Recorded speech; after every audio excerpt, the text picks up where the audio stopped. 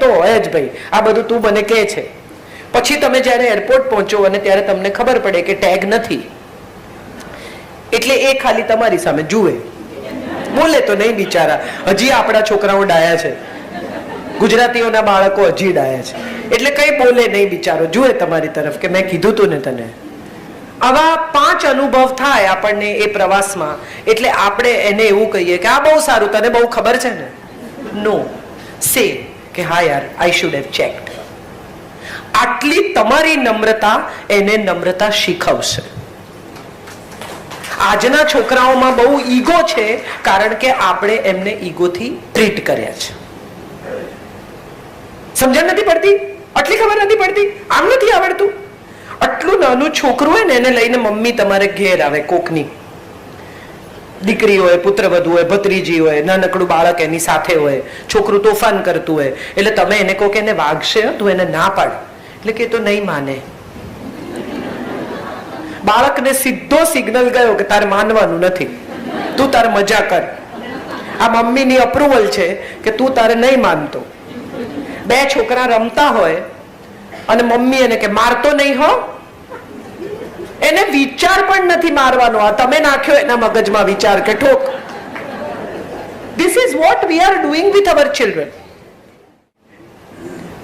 કોઈકને ત્યાં લઈ ગયા હોય અને સરસ થાળી પીરસી હોય, એટલે તરત માં કે લીલું શાક ખાતો જ નથી, હમણાં જમી લીધું હતું એને, પણ તમે એને યાદ કરાવ્યું કે લીલું શાક ખાતો નથી. Begins from here. It's a wonderful experience to raise a child, but raise a child with little more understanding than what we are raised with. Why? અમારા મા બાપે તો આવું કઈ નહોતું કર્યું. અગ્રીડ, નહોતું કર્યું. I understand. તમે એક ફોન લો, હમણાં તમે બહાર નીકળીને iPhone 5, 6, 7, 8, 9, 10 જે ખરીદો, બરાબર, 6 જ મહિનામાં એનું અપગ્રેડેડ વર્ઝન આવે છે. હા કે ના? હા, આવે છે. કોણ ના પાડે છે? ટેકનોલોજી સાથે જોડાઓ. 6 જ મહિનામાં નવું વર્ઝન આવે છે, બરાબર. કંપની, સાદી એક યંત્ર બનાવતી કંપની જો પોતાના વર્ઝન અપગ્રેડ કરતી હોય, તો ઉપરવાળો જે મોકલતા હશે એ વર્ઝન અપગ્રેડ નહીં કરતો હોય, ફીચર નહીં ઉમેરતો એનામાં. કેટલા ફીચર ઉમેરે દર વખતે. તમે જુઓ, દર નવી પેઢી નવા છોકરા, નવા વિચાર, નવા બિહેવિયર સાથે આવે છે. એક જ ઘરમાં જન્મેલા 3 કે 4 વર્ષના અંતરે 2 બાળકો જન્મ્યા હોય, એ બંને વિપરીત હોય, તદ્દન ભિન્ન એકબીજાથી. તમને એમ થાય કે અમે આવું બધું તો પહેલાના વખતે એક્સપિરિયન્સ જ નથી કર્યું. આ એટલું સ્માર્ટ હોય, પોતાની રીતે બધું ડીલ કરી લે, ખાવા બાવાનું હોય તો તરત ઝૂંટવીને લઈ લે. અને આપણે કે મોટો તો બહુ જ ડાયો હતો. કરેક્ટ, મોટો ડાયો હતો, કારણ કે મોટાએ કોઈ સાથે વહેંચવાનું નહોતું. આને તો ઉદરમાં છે ત્યારથી ખબર છે કે એક ભાગીદાર ઓલરેડી અવેલેબલ છે. આપણે આપણી જગ્યા બનાવવી પડશે, આપણે મારામારી કરીને આપણી વ્યવસ્થા ગોઠવવી પડશે. અહીંયા કોઈ બેસવા નહીં દે. તો આ સ્થિતિમાં જ્યારે તમારા બાળકો છે, અને હવે જ્યારે એ લોકો વધુ ને વધુ કોમ્પિટિટિવ વર્લ્ડમાં એન્ટર કરી રહ્યા છે. હમણાં એક બહુ સરસ જોક મને કોઈકે મોકલ્યો છે કે એક માણસ હતો, એ ગુજરી ગયો. તો એને ભગવાને કહ્યું કે ભાઈ તું, તારા પાપ છે ને બોર્ડર લાઈન પર છે, તો તું નક્કી કર તારે સ્વર્ગમાં જવું છે કે નર્કમાં જવું છે. તો કહ્યું કે અચ્છા, મને બંને બતાવો, આઈ ચૂઝ. તો એને લઈ ગયા નર્કમાં. તો નર્ક તો અવિનાશભાઈ અદ્ભુત જગ્યા. મર્સિડીસ આવે ને, ગાડીઓ આવે ને, ટૂંકા ટૂંકા સ્કર્ટ પહેરેલી છોકરીઓ ને, બાર ને, ટાઈમ સ્ક્વેર જેવી જગ્યા, આમ જળાહળા લાઈટો ને. આ યાર જોરદાર છે. તો હવે સ્વર્ગ જોઈ લઈએ. એને લઈ ગયા તો કઈ 2-4 ઋષિ મુનિઓ ને, દૂધની નદીઓ ને. અહીંયા કોણ રહે? આ બેકાર. આપણે ત્યાં. તો એને કહ્યું કે એકવાર વિચારી લે, એકવાર પસંદ કરીશ પછી બદલવાની ચોઈસ નથી. આપણી સાથે પણ અવારનવાર થાય છે. આપણને દરેક વખતે પસંદગીની તકો મળે જ છે. તમે તમારી જિંદગીને રિવાઇન્ડ કરીને જુઓ તો તમને ડેફિનેટલી સમજાશે કે તમને પસંદગીની તક મળી જ છે. તમે પસંદ કરી લીધા પછી તમને અફસોસ થયો છે કે અરે આ નહીં પેલું કરવા જેવું હતું. કેમ? કારણ કે એના પર લાગેલો પ્રાઇસ ટેગ, એની સાથે જોડાયેલા પરિણામો વિશે વિચાર્યા વગર આપણે પસંદગી કરી. માટે હવે આ પ્રાઇસ ટેગના EMI આપણને ભારે પડી રહ્યા છે. બાકી એકચ્યુઅલી પસંદગીની તક તો દરેકને મળે છે. મને ઘણા લોકો કહે કે તમને મજા છે, તમે ટ્રાવેલ કરો, તમે આમ કરો, તમે આમ કરો, તમને કોઈ પૂછે નહીં. એકચ્યુઅલી સવાલ એ છે કે હું ઘરે પહોંચું ને ત્યારે ઢગલો કપડા વોશિંગ મશીનમાં નાખવાના બાકી હોય. મારે ખૂબ એવી બધી જવાબદારી હોય. મારા લોટનો ખાલી ડબ્બો પ્લેટફોર્મ પર મૂકીને જતા રહ્યા હોય. લોટ નથી, એ આની સાઇન છે. અને સાંજની રસોઈ કરવી હોય તો હું ગમે તેટલી થાકેલી હોઉં, મારે ગાડી લઈને જવું જ પડે અને લોટ લઈ જવો પડે, કારણ કે મારે ઘરે 24 કલાકનો માણસ રાખી શકાય એમ નથી. હું હોતી જ નથી ઘરમાં. So that's a very risky situation that I keep somebody. કારણ કે અમે 3 બહેનો બદલ્યા અને એક બહેને એકવાર હું અચાનક દાખલ થઈ ત્યારે એમના બોયફ્રેન્ડ અમારા ઘરમાં હતા. એટલે ત્યારથી અમે નક્કી કર્યું કે ચાવી કોઈને આપીને ઘર સોંપીને જવું નહીં. ઘર ખોલે, સાફ કરે, બંધ કરી દે, નીચે પાછી ચાવી આપી. તો આ પસંદગીની તક મને પણ હતી કે હું 24 કલાક ઘરમાં રહી શકતી હતી, હું બાળકો ઉછેરી શકતી હતી. મેં ઉછેર્યું મારું બાળક 10 વર્ષ. And then I realized કે મારે કામ તો કરવું જ પડશે. શું તમે કામ કરતા હો તો એના ફાયદા છે, તમે ગૃહિણી હો તો એના ફાયદા છે. એકતા કપૂર સાથે આખી બપોર ગાળી શકો તમે. કેટલા જલસા, એસી ચાલુ કરી, પગ લાંબા કરી, 3-4 લોકોને ફોન કરવાના, કમ્પ્લેન કરવાની. આ બાઈઓ યાર મને બહુ ગમે પણ હું કરી નથી શકતી. તો મને લાગે છે કે ગૃહિણીની લાઈફ બહુ અદ્ભુત છે. ગૃહિણીને લાગે છે કે મારી લાઈફ બહુ અદ્ભુત છે. આ જ મજા છે સાહેબ. કેટલાક લોકો રેસ્ટોરન્ટમાં જાય ને તો પોતાનો ઓર્ડર આપી દે, પછી બીજાના ટેબલ પર એની નજર જાય, એટલે કે વો લે કે આવો. આવા પણ હોય છે. તો આ માણસ ફાઇનલી એણે નક્કી કર્યું કે હવે હું નર્કમાં જઈશ. નર્કમાં દાખલ થયા. ફાઇનલ કે હા ફાઇનલ. લોક કિયા જાય કે લોક કિયા જાય. દરવાજો બંધ થયો. જેવો દરવાજો બંધ થયો એવા 9-9 ફૂટના 2 કાળા કાળા રાક્ષસ મોટો તવો લઈને આવ્યા કે આમાં શું કરશે, કે આમાં તને તળશે. અરે કે પેલું બધું મને બતાવેલું એ તો કે માર્કેટિંગ ડિપાર્ટમેન્ટ છે.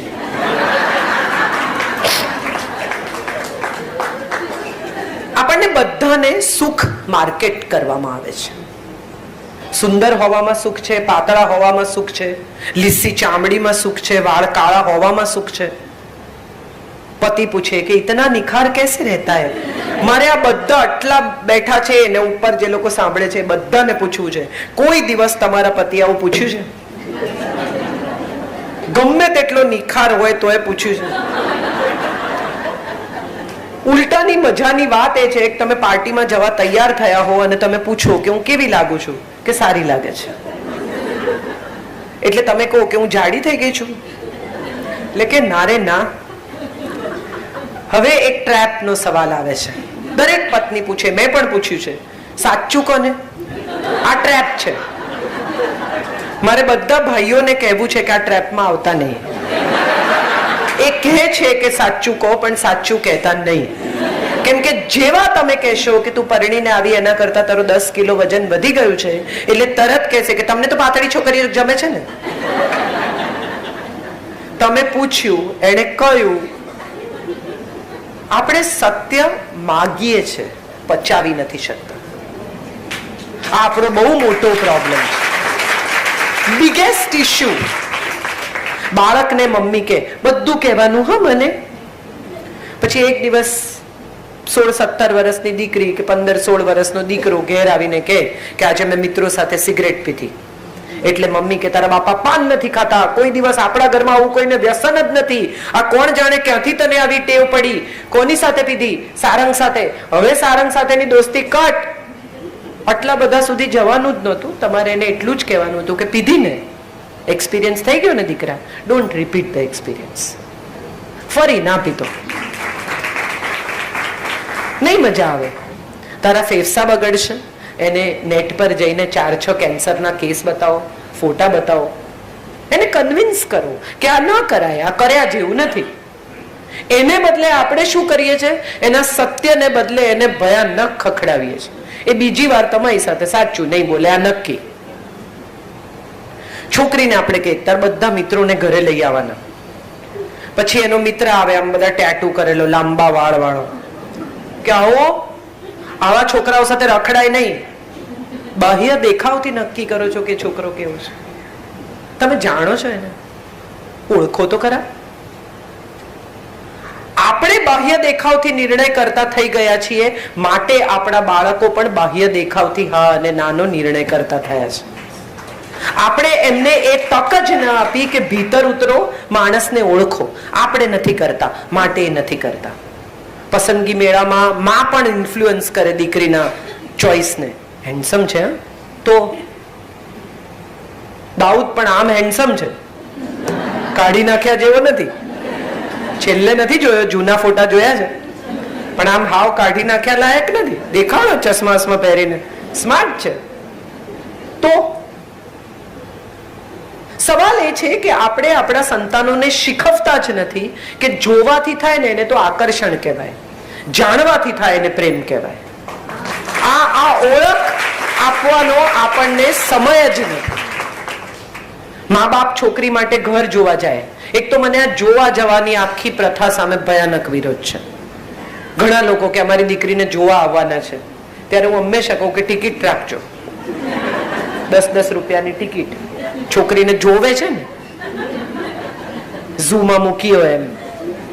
અને મા બાપ પણ એને વાળ સીધા કરાવી આવે ને, ફેશિયલ કરાવી આવે ને, આમ કરાવી આવે ને, કોઈ દી ન પહેરતી હોય છોકરી બિચારી એને પંજાબી પહેરાવે. શું કામ? એ એમના ઘરમાં કેવી રહેવાની છે એવી જ રજૂ કરો. ન માર્કેટ કરો તમારા બાળકને. એને પણ બહુ ખરાબ લાગે છે આ આખી માર્કેટિંગની પ્રથા.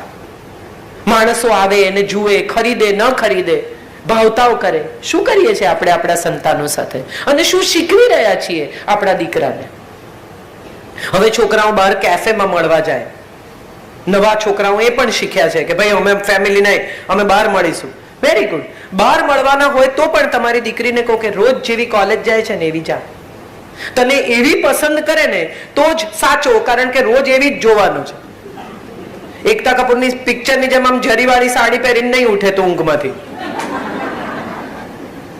તમે વિચાર કરો, આ અભિષેક કે આ અજય દેવગન, બધા બિચારા પરણ્યા.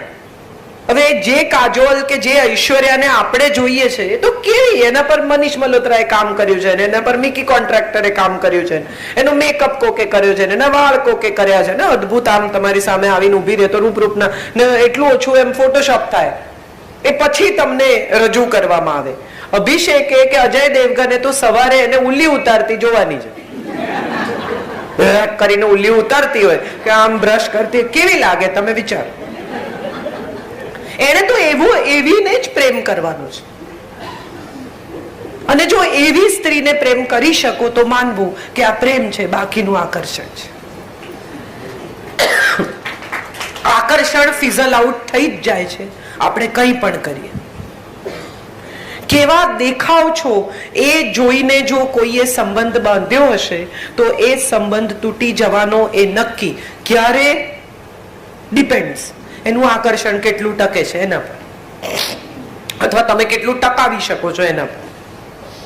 મજાની વાત એ છે કે જીવન જીવવા માટે બહુ જ ઓછી ચીજોની જરૂર છે. આપણો પ્રોબ્લેમ એ છે કે આપણે જીવનને સંકુલ કરી નાખ્યું. આના વગર તો મને ચાલે જ નહીં, એસી વગર ન ચાલે. અહીંથી દાખલા તરીકે હું હમણાં જ એક કાર્યક્રમમાંથી હું નીકળતી હતી, મારે કોઈકને ત્યાં જવું હતું, તો મેં કીધું ઓટોમાં જતી રહીશ. એટલે એ જે ઓર્ગેનાઇઝર હતા એ ભાઈએ મને કહ્યું ઓટોમાં જશું તમે? કેમ? ઓટો વાળો મને વગાડી જશે, નહીં ઉતારે મારે જ્યાં જવું છે ત્યાં. કેમ ન જઈ શકાય ઓટોમાં? આપણે બધાએ આપણા સ્ટેન્ડર્ડ ઓફ લિવિંગને કંઈક જુદા જ સ્ટેજ પર મૂકી દીધું છે. 5 ફૂટનો માણસ જે ખાદી પહેરતો તો જરાય હેન્ડસમ નહોતો, જેનામાં એવું કશું જ નહોતું કે જેને જોઈને તમે ડઘાઈ જાઓ, ઇમ્પ્રેસ થઈ જાઓ. આવું શાહરૂખ જેવો આમ ઉભો નહોતો રહેતો, કઈ જેવું નહોતો કરતો કે જેને જોઈને તમે ઇમ્પ્રેસ થઈ જાઓ. છતાં એણે 40 વર્ષ સુધી આખા દેશના યુથને ઇમ્પ્રેસ કર્યું સાહેબ. He was the star. જો કોઈ એક સ્ટારની વાત કરવાની હોય તો હું એને સ્ટાર કહું. 4 દાયકા સુધી જે માણસે યુથને કોન્સ્ટન્ટ લીડ કર્યું અને દરેક માણસ એની વાત માને. એક વિદેશી કપડાની હોળી એટલે ગામે ગામ થઈ જાય. એક આમ આ સ્ટાર એન્ડોર્સમેન્ટ જે કરે છે કે આમ પાવડર વાપરો ને આમ તેલ પીઓ ને આમ કરો, એ જે કંઈ કે છે તે જ મહાત્મા ગાંધીએ કહ્યું, પણ એણે દેશના શ્રેય માટે કહ્યું. શ્રેય અને પ્રેયની વચ્ચે શું ફરક છે એવું આપણે આપણા સંતાનને શીખવતા ભૂલી ગયા અને આપણે જાણતા પણ નથી. જે પ્રિય છે તે બધું જ સારું છે એવું માનવાનું કોઈ કારણ નથી. આપણે બધા દ્વારકાની આસપાસની જમીનના લોકો હોઈએ તો કૃષ્ણનો દાખલો બહુ મોટો છે આપણી નજર સામે. તમે વિચારી જુઓ કે અહીંયા 100 મુગટ મૂક્યા હોય, 100 લોકોએ આવીને મહાજને મુગટ મૂક્યા પોતપોતાના. તમે કઈ રીતે કોના મુગટ કોનાથી છૂટા પાડો? હીરા માણેક દરેક પાસે છે. આને રસ્તા પરથી એક મોર પીછ ઉંચક્યું ને મૂકી દીધું અને 5000 મુગટમાંથી પણ છૂટા પડે. આ સ્ટાઇલ આઇકોન છે. સ્ટાઇલ કોને કહેવાય? અને સ્ટાઇલ કહેવાય. તમારી પાસે કશું યુનિક હોય એવું કે જે બીજા પાસે નથી, એનું નામ સ્ટાઇલ છે. તમે મને શું કામ સાંભળવા આવો છો? જોવા તો કોઈ આવતું નથી. હું અહીંયા કઈ મુજરા કરતી નથી, ગજરા વેચતી નથી. કેમ સાંભળવી હોય છે મને? કારણ કે હું તમને એ કહું છું જેની તમને બધાને ઓલરેડી ખબર જ છે. હું એક પણ એવી વાત નથી કહેતી તમને કે જે તમે પહેલા નથી સાંભળી. સવાલ એ છે કે તમને જે ખબર છે એ હું યાદ કરાવી આપું છું, માટે તમને મજા આવે છે. કેટલી બધી સ્ત્રીઓ ફ્રીજ પાસે જઈને પછી ઊભી રહે, હું ઊભી રહું છું કે હું શું લેવા આવી હતી. ખરેખર આપણા બધાની સ્થિતિ એવી છે. આપણને બધાને એમ થાય છે કે આપણે શું કરવા આવ્યા. ઉપનિષદો કહે છે કેમ આવ્યા, શું કરશો, કેટલું રહેશો, ક્યારે જવાના. આ સવાલોના જવાબો આપણી પાસે છે જ નહીં ને આપણે શોધવાનો પણ પ્રયત્ન નથી કરતા. વિઝામાં જવાબ આપી આવીએ છીએ, કેટલું રહેશો ને ક્યાં જવાના ને કોને મળવાના ને કેમ જવાના ને. એકચ્યુઅલી આવડી મોટી પૃથ્વી પર આપણને આવવાનો વિઝા મળ્યો છે, એનો જવાબ આપણી પાસે નથી.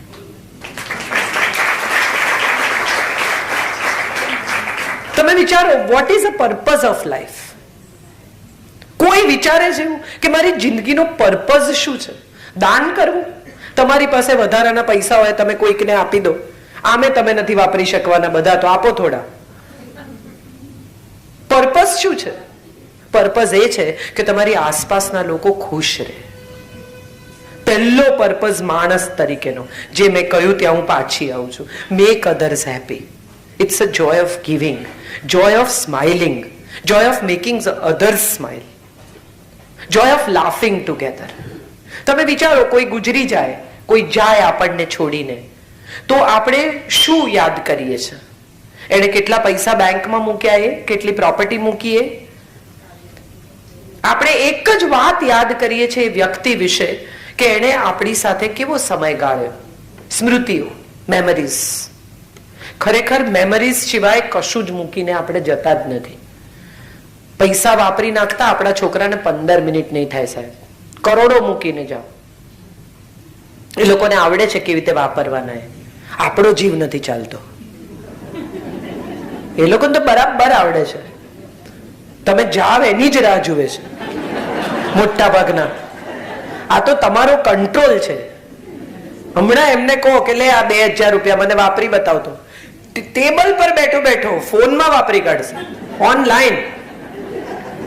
ઊભો થઈને બજાર સુધી નહીં જાય. વાપરવા એ અઘરી ચીજ જ નથી.